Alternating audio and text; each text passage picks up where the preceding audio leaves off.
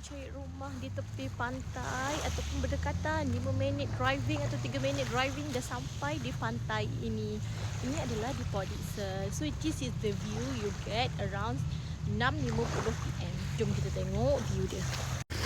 So, kalau you all nak tahu, rumah di Port Dickson sangatlah murah. You all boleh dapat rumah subsale ataupun rumah baru bawah 250,000 saja, single story terrace. Kalau nak dekat dengan pantai Teluk Kemang ada, nak dekat dengan pantai Nelayan ada. You all cakap je pantai mana. So, ini nama dia Pantai Nelayan. So, kat keliling-keliling ni ada juga kedai makan dekat dengan King Char-Kway-Teow.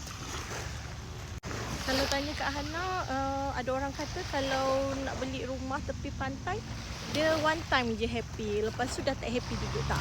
No. Siapa kata?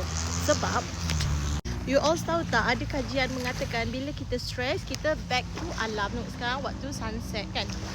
So, bila kita stress, kita back to alam, pijak pasir-pasir, kita dengar bunyi ombak, benda itu adalah kita punya healing semula jadi. Ciptaan Allah ni dengan dengar bunyi ombak, dengan berangin, dapat hilangkan kita punya stres ataupun sibuk kerja daripada kerja yang kita lakukan rutin. Kalau you all duduk jauh, Selangor, KL, Melaka, Perak ataupun mana je, kalau tak tahu nak manage macam mana, ataupun korang nak datang sesekali nak buat homestay, Kak Hana akan guide. Sebab Kak Hana pun buat juga homestay kat sini. Kalau you all tak nak pening kepala, nak buat sewa as a passive income je, and nanti bila you all tua, you nak datang sini dah pencen, nak tenang-tenang kan, ini tempat dia. Sebab di Port Dickson rumah masih murah dan mampu milik lagi. Macam kita tahu di bandar 200,000 hanya dapat high rise kan.